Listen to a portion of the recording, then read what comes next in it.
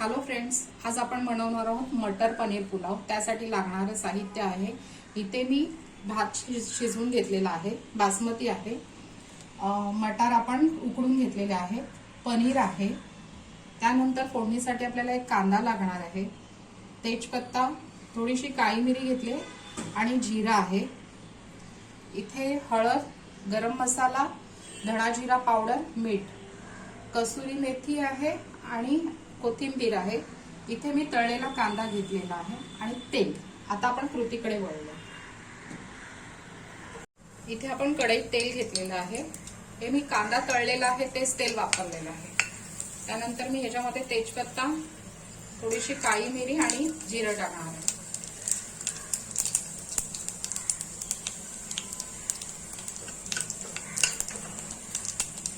कांदा घालणार आहे, कांदा आपला चांगला परतून द्यायचा। कांदा आपला परतलेला आहे, त्यामुळे हळद टाकून द्या, हळद, धणा जिरा पावडर आणि थोडासा गरम मसाला, आणि थोडा गरम मसाला मी वरून नंतर टाकणार आहे। हे चांगलं परतून घेऊ। आता थोडीशी कसुरी मेथी आणि आपण उकडलेले मटार,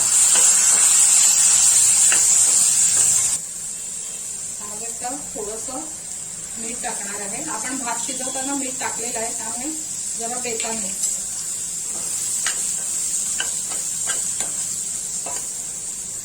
आता ह्यामध्ये मी हा भात घालणार आहे, भात घातलेला तर थोडस तळलेला कांदा,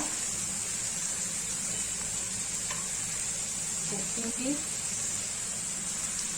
कसुरी मेथी आपण आता परत वरून टाकू, पनीर, आणि आता चांगलं मिक्स करून घेऊ। तर थोडंसं आपण गरम मसाला वरून हे करून मिक्स करून घेऊ। आपला भात मिक्स झालेला आहे, फक्त एक मंद आचेवरती हलकीशी वाफ देऊया।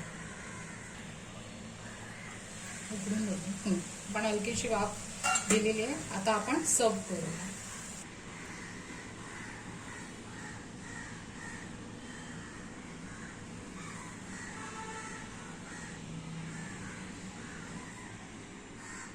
आपला मटर पनीर पुलाव तयार झालेला आहे। आज मी तो पायनॅपल रायत्याबरोबर सर्व केलेला आहे।